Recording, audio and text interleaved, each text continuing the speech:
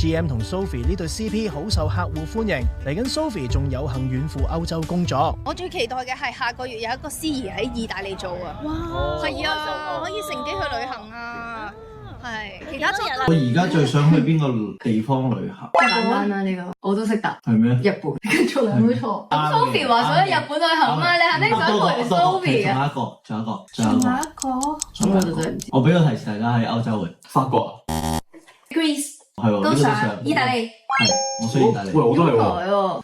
佢中意 chill 啲㗎。你係咪中意嗰啲河咧？跟住去側邊飲咖啡食pizza 嘅？其一，同埋平時我覺得我睇好多唔同種類嘅嘢，我對意大利嗰啲 style 都特別中意。我想去嗰度睇下係點樣樣。其實我都有啲意大利血統㗎。好似有0.00。係啲眉毛啊，啲腳毛啊，定係咩？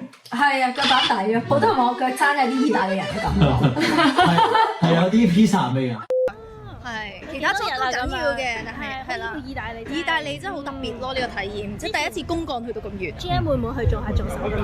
可能會睇下有冇工作。好，睇下我出幾多人工。係啦，你去幫下。